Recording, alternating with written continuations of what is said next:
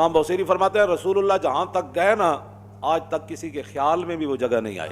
اعلیٰ حضرت فرماتے ہیں پوچھتے کیا ہو عرش پر، یوں گئے مصطفیٰ کے یوں۔ فرمایا تو نے مجھے دوستی میں مخلص نہیں پایا، جبریل جہاں تم کہتے رہے میں جاتا رہا، اب میں کہتا ہوں آگے چلیے۔ اے مولویاں پھر جھگڑے کتوں کٹے نور بشر دے، ہاں جی نور تو پھر رک گئے، پھر آگے کون گئے؟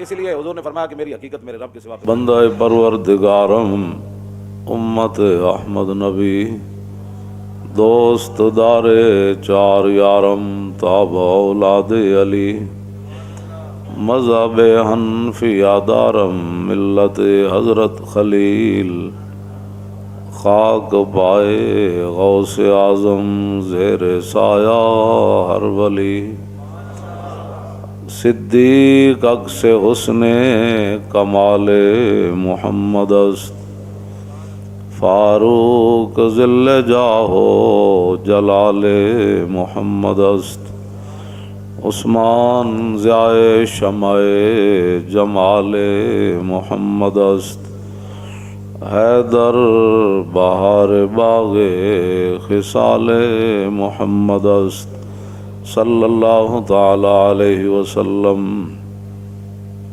حضرت امام بوصیری نے نبی علیہ الصلوۃ والسلام کی تشریف آوری پر بھی ایک فصل باندھی، اور حضور جب لامکان پر تشریف لے گئے تو اس کے لیے بھی ایک فصل باندھی قصیدہ بردہ شریف میں۔ تو وہ صرف میں پڑھتا ہوں برکت کے لیے، ویسے تو اعلیٰ حضرت بریلوی نے فرمایا کہ پوچھتے کیا ہو عرش پر، یوں گئے مصطفیٰ کے یوں۔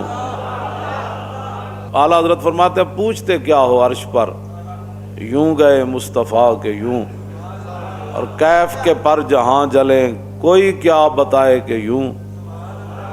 فرمایا جہاں نور کے پر جلتے ہوں تو وہ کون بتائے گا کہ پھر حضور کیسے گئے۔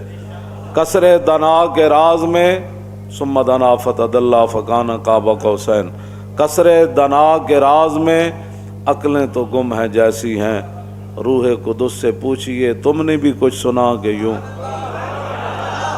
تو رسول اللہ کی شان وراء الورا ہے، تو امام بوصیری نے کیا بات کر دی، یا خیر من یمم العافون ساحتہ سایم وفوق متون العین کالرسم ومن هو الآیۃ الکبریٰ لمعتبر ومن هو النعمۃ العظمیٰ لمغتنم سرایت من حرم لیلا الى حرم کما سر البدر فی داج من الظلم وبت ترقى الى ان نلت منزلة من قاب قوسین لم تدرک ولم ترمی وقدمتك جميع الانبیاء بها والرسل تقدیم مخدوم على خدمی وانت تخرق السبع طباق بهم في موكب كنت فيه صاحب العلم حتى اذا لم تدع شابا لمستبق من الذنوب ولا مرقا لمستنم خفضت كل مقام بالاضافه اذ نوديت بالرفع مثل المفرد العلمي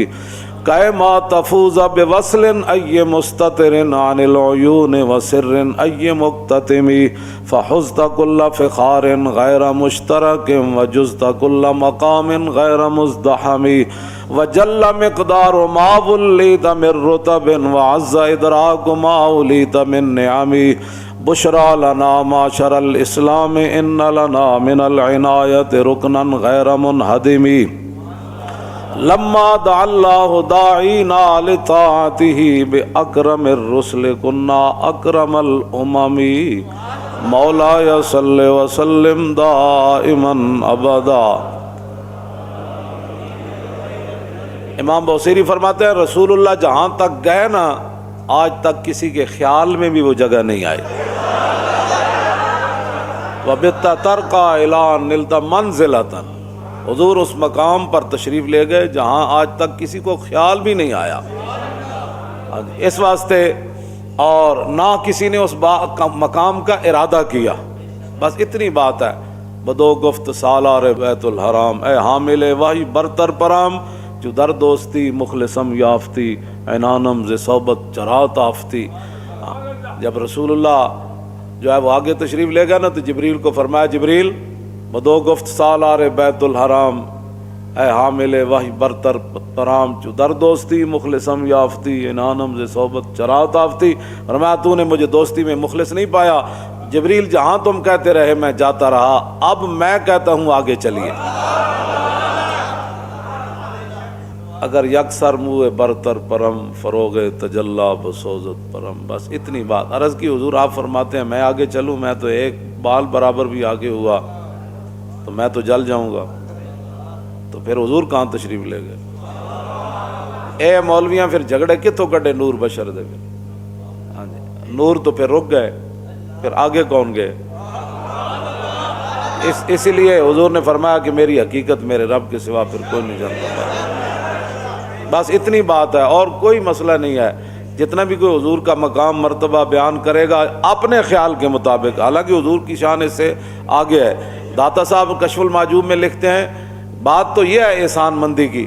فرمایا کہ جس مقام پر رسول اللہ تشریف لے گئے تھے معراج والی رات، اگر گناہگار امت کا خیال نہ ہوتا تو حضور نے واپس نہیں آنا تھا. اس واسطے رسول اللہ کی شان وراء الورا ہے. اور ہمارے بزرگوں نے وہ باتیں بیان کی ہیں جو جن کا میں نے ترجمہ بھی ابھی نہیں کیا، تو آپ ویسے سبحان اللہ کر رہے ہیں. اگر ترجمہ ہو جائے تو حضور کی شان وراء الورا ہے. صرف جہاں بھی بیٹھے حضور کی شانیں بیان کریں.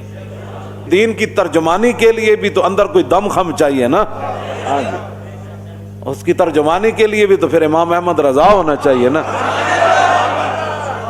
یا امام ربانی ہونے چاہیے. ہاں جی، جو قلعہ گوالیار میں بھی جا کر اذان دے دیں. اور جب رسول اللہ کے بارے میں لفظ یتیم آ جائے تو امام احمد رضا کا قلم جو ہے وہ اپنے آپ سے باہر ہو جائے کہ بندے حضور کے بارے میں حضور کو یتیم کہہ دیا تو اعلیٰ حضرت نے فرمایا اس کو پتہ نہیں تھا مولوی کو، اس نے کیا تقریر کی؟ حضور اقدس قاسم النعم مالک الارض رکاب امم موتی منعم قسم قیم ولی والی علی عالی کاشف القرب رافع الرتب معین کافی حفیظ وافی شفیع شافی عف عافی غفور جمیل عزیز جلیل وہاب غنی کریم عزیز خلیفہ مطلق حضرت رب مالک الناس دیان العرب ولی الفضل جلی الافضال رفیع المثل ممتنع الامثال صلی اللہ تعالی علیہ. توجہ. تو بندہ رسول اللہ کی شان جو بیان کرنی ہے تو پھر اس انداز سے پہلے بندہ علم پڑھے. صرف 4 کتابیں رکھ کے تے جو 2-4 اجہل سامنے بٹھا گا کیا بات کی بھئی، یہ اجہل کو کیا پتہ ہے بیان کرنے کے لیے.